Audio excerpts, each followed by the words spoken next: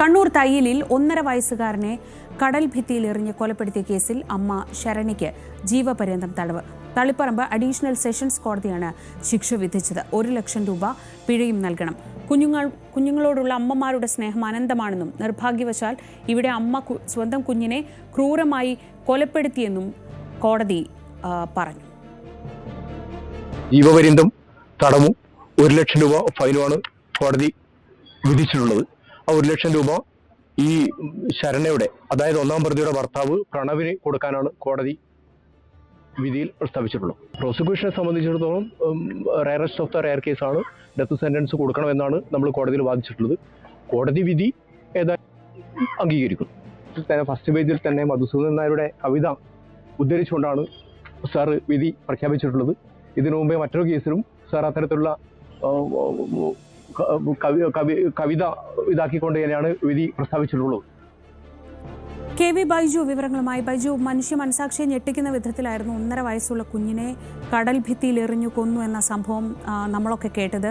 ആ കേസിലാണിപ്പോൾ വിധി ഉണ്ടായിട്ടുള്ളത്. ആ വിധിക്കൊപ്പം കോടതി ചൂണ്ടിക്കാണിക്കുന്ന കാര്യങ്ങൾ അമ്മയ്ക്ക് കുഞ്ഞിനോടുള്ള സ്നേഹം അനന്തമാണ്. ഈ അടുത്ത കാലത്ത് ഏറ്റവും വൈറലായ love you to the moon and back എന്ന കോട്ടൊക്കെ പറഞ്ഞുകൊണ്ടാണ് കോടതി ഈ വിധി ഉദ്ധരിച്ചുകൊണ്ടാണ് കോടതി വിധി പറഞ്ഞത് എന്നതാണ് ശ്രദ്ധേയം. എന്താണ് വിധിയുടെ വിശദാംശങ്ങൾ?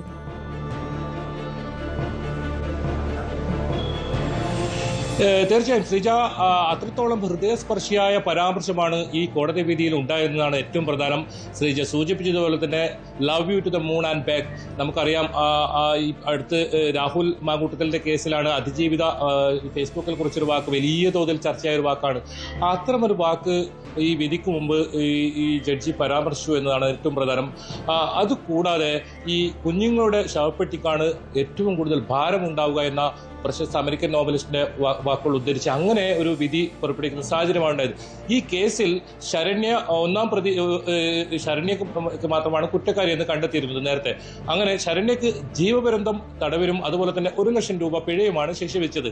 ഇതിൽ 1 ലക്ഷം രൂപ ശരണ്യ ഈ കേസിൽ ആരെയാണ് കൊടുക്കാൻ ശ്രമിച്ചത്, ഇവരുടെ ഭർത്താവായ പ്രണവ്, ആ പ്രണവിന് കൊടുക്കണമെന്നും കോടതി ഉത്തരവിട്ടിരുന്നു.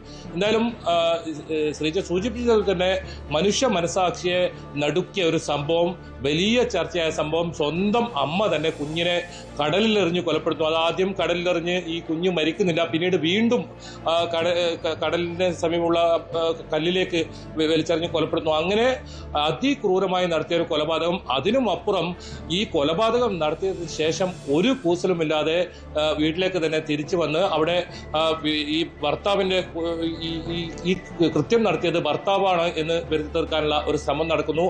അങ്ങനെ ഭർത്താവിനെ കേസിൽ കുടുക്കി ഈ കാമുകനായ നിതിനൊപ്പം താമസിക്കുക, അതായിരുന്നു ഇതിൽ പ്രധാനമായും ഈ ശരണ്യ ലക്ഷ്യമിട്ടത്. ഏതായാലും കോടതി ആ കാര്യത്തിൽ ഇതിന്റെ ശിക്ഷാവാദം നടക്കുന്ന സമയത്ത്, വിധിയിന്മേലുള്ള വാദം നടക്കുന്ന സമയത്തൊക്കെ വലിയ പരാമർശം അത്തരത്തിൽ നടത്തിയിരുന്നു. അതായത് ഈ കേസിൽ ഒരു പക്ഷേ ശാസ്ത്രീയമായ തെളിവുകൾ, അതാണ് ഇതിൽ ഏറ്റവും പ്രധാനമായത്. അതായത് ഈ ശരണ്യയുടെ ശരീരത്തിൽ, അതായത് വസ്ത്രങ്ങളിലും അതുപോലെ തന്നെ ചെരുപ്പിലും ഉണ്ടായ ഉപ്പിന്റെ അംശം, അതായിരുന്നു ഇതിൽ നിർണായക തെളിവായത്. ആ ശാസ്ത്രീയ തെളിവുകൾ കണ്ടെത്തിയില്ലെങ്കിൽ ഈ കേസിൽ പ്രതിയാകുക ഈ നിരപരാധിയായ ഭർത്താവായ പ്രണവായിരിക്കില്ല എന്ന കോടതി ഒരു ചോദ്യം ചോദിച്ചിരുന്നു.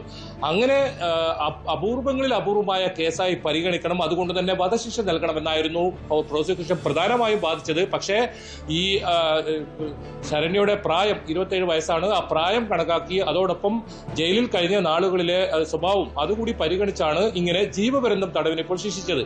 എന്തായാലും ഇതിൽ നിതിൻ എന്ന് പറയുന്ന 2-ാം പ്രതി, അതായത് ശരണ്യയുടെ കാമുകൻ, ഇയാൾ നേരത്തെ തന്നെ കോടതി വെറുതെ വിട്ടിരുന്നു. അതായത് തെളിവുകളുടെ അഭാവത്തിലാണ് നിതിനെ കോടതി വെറുതെ വിടുന്ന സാഹചര്യമുള്ളത്. ഈ 2 സംഭവത്തിൽ, അതായത് ജീവപര്യന്തം തടവ് ലഭിച്ച സംഭവത്തിലും അതോടൊപ്പം നിതിനെ വെറുതെ വിട്ട സംഭവത്തിലും അപ്പീൽ നൽകും എന്ന ഒരു കാര്യം പബ്ലിക് പ്രോസിക്യൂട്ടർ വ്യക്തമാക്കുന്നു. ഇതിൽ വിധിയുടെ വിശദാംശങ്ങൾ വന്നിട്ടില്ല, പൂർണ്ണമായും വിധിയുടെ വിശദാംശങ്ങൾ വന്നിട്ടില്ല. അത്തരം വിധിയുടെ വിശദാംശങ്ങൾ വന്നാൽ അത് പരിശോധിച്ചതിന് ശേഷമായിരിക്കും അത്തരം നടപടികൾ കടക്കുക. ഏതായാലും വിധി അംഗീകരിക്കുന്നു എന്നാണ് പബ്ലിക് പ്രോസിക്യൂട്ടർ വ്യക്തമാക്കിയിരിക്കുന്നത്. അതോടൊപ്പം ഇതിൽ ഇനി കൂടുതൽ പരിശോധന നടത്തും. ഇതിൽ ദൃക്സാക്ഷികളില്ലാത്തൊരു കേസാണെന്ന് ഓർക്കണം. വെറും ശാസ്ത്രീയ തെളിവുകളുടെ അടിസ്ഥാനത്തിലാണ് ഈ കേസിൽ ശരണ്യയെ ഇത്തരത്തിൽ ജീവപര്യന്തം തടവിന് ശേഷിക്കുന്ന രീതിയിലേക്ക് കാര്യങ്ങൾ കൂടുന്നത്. അപ്പോഴും നിരാശയുണ്ടാക്കുന്ന ഒരു കാര്യം, ഇതിൽ ഗൂഢാലോചനയിൽ പങ്കെടുത്തു എന്ന് പോലീസ് കണ്ടെത്തിയ പ്രോസിക്യൂഷൻ പ്രധാനമായും ബാധിച്ച ഈ നിതിനെ വെറുതെ വിട്ടു എന്നത് തന്നെയാണ്. ആ കാര്യത്തിൽ അപ്പീൽ നൽകുമെന്നുള്ള നടപടികളിലേക്ക് തുടർ നടപടികളിലേക്ക് കടക്കും എന്ന് തന്നെയാണ് പബ്ലിക് പ്രോസിക്യൂട്ടർ വ്യക്തമാക്കിയത്. 2020 ഫെബ്രുവരി 17 പുലർച്ചെ 2:45 ഈ ക്രൂരമായ കൃത്യം ശരണ്യ ചെയ്തത്. ഈ തയ്യൽ കടപ്പുറത്ത് കുഞ്ഞിനെ വലിച്ചെറിഞ്ഞതിന് ശേഷം കുഞ്ഞ് കരയുന്ന ശബ്ദം കേൾക്കുന്നു, മരിക്കുന്നില്ല. അങ്ങനെ വീണ്ടും കുഞ്ഞിനെ പാറക്കെട്ടിൽ ഇടിച്ച് കൊലപ്പെടുത്തിയതിനു ശേഷം വീട്ടിലേക്ക് തന്നെ തിരിച്ചു വരുന്നു. പിന്നീട് ഭർത്താവിനാണ് ഈ കൃത്യം ചെയ്തതെന്ന രീതിയിലുള്ള മൊഴി നൽകുന്നു. അങ്ങനെ 2 ദിവസം ചോദ്യം ചെയ്തിട്ടും ഈ ശരണ്യ ഇതേ നിലപാടിൽ ഉറച്ചുന്നു. അങ്ങനെ 2ാമത്തെ ദിവസം ശാസ്ത്രീയമായ തെളിവുകൾ പോലീസ് നിരത്തി ചോദ്യം ചെയ്തപ്പോഴാണ് ഇതിന്റെ കാര്യങ്ങൾ പുറത്തു പറയുന്നത്. അങ്ങനെയാണ് ശരണ്യയും അതുപോലെ തന്നെ 20ഓളം കോളുകളാണ് ഈ ചോദ്യം ചെയ്യുന്ന സമയത്ത് പ്രണവിന്റെ, അതായത് ഈ ശരണ്യയുടെ കാമുകന്റെ കോളുകളാണ്, മിസ് കോളുകളാണ് ഈ ഫോണിലേക്ക് വന്നത്. അങ്ങനെ പോലീസ് കൃത്യമായ അന്വേഷണം നടത്തിയ ഒടുവിലാണ് ഈ 1ാം പ്രതി ശരണ്യയും 2ാം പ്രതി നിതിനെയും ഇതിൽ ചേർക്കുന്നത്. ഏതായാലും നിതിനെ ഇപ്പോൾ കോടതി വെറുതെ വിട്ടിരിക്കുന്നു. ആ കാര്യത്തിൽ അപ്പീൽ ഉൾപ്പെടെയുള്ള നടപടികളുമായി മുന്നോട്ട് പോകും.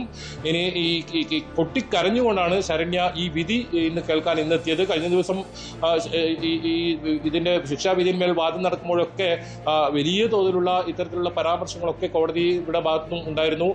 ഇതിൽ ONBയുടെയും അതുപോലെ തന്നെ അക്കിത്തത്തിന്റെയും ഒക്കെ വരികൾ ചൂണ്ടിക്കാട്ടിയാണ് പ്രോസിക്യൂഷൻ, അതായത് അമ്മയും കുഞ്ഞും തമ്മിലുള്ള സ്നേഹബന്ധത്തിന്റെ ആ വരികൾ അതൊക്കെ ചൂണ്ടിക്കാട്ടിയാണ് പ്രോസിക്യൂഷന്റെ വാദം ഉയർത്തിയത്. ഏതായാലും ഇപ്പോൾ ശിക്ഷാവിധി വരുമ്പോഴും അത്തരത്തിലുള്ള ഹൃദയസ്പർശിയായ വാക്കുകളാണ് ജഡ്ജിയുടെ ഭാഗത്തുനിന്ന് ഉണ്ടായത്. ഞാൻ നേരത്തെ പറഞ്ഞതുപോലെ തന്നെ രാഹുൽ മാങ്കൂട്ടത്തിൽ കേസിൽ അതിജീവിത ഉയർത്തിക്കൊണ്ടുവന്ന അത് മുഖ്യമന്ത്രി പിണറായി വിജയൻ ഉയർത്തിയിരുന്ന കപ്പിലും ആ വാക്കുണ്ടായത്. അങ്ങനെ അതേ വാക്ക് ഉപയോഗിച്ച് ഇന്ന് ജഡ്ജ്മെന്റ്, അതായത് ഈ വിധി പ്രസ്താവന നടക്കുന്നു എന്നാണ് ഇത് പ്രത്യേകത ഉണ്ടായത്. ഏതായാലും വൈകാരികമായ രംഗങ്ങൾക്കും ഹൃദയസ്പർശിയായ വാക്കുകൾക്കും ഒക്കെ ഇന്ന് തളിപ്പറമ്പ് അഡീഷണൽ സെഷൻസ് കോടതി സാക്ഷ്യം വഹിച്ചു. ജീവപര്യന്തം തടവിന് ശരണ്യ ശിക്ഷ വിധിച്ചിട്ടുണ്ട്. 1 ലക്ഷം രൂപ പിഴയും ശിക്ഷ ഒടുക്കാൻ വിധിച്ചിട്ടുണ്ട്.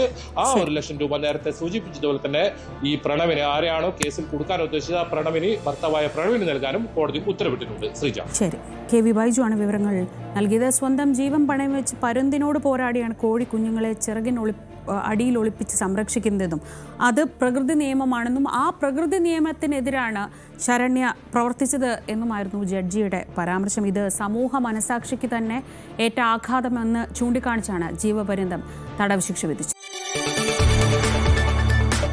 കൂടുതൽ വാർത്തകൾക്ക് News 18 Keralam YouTube channel subscribe ചെയ്യുക.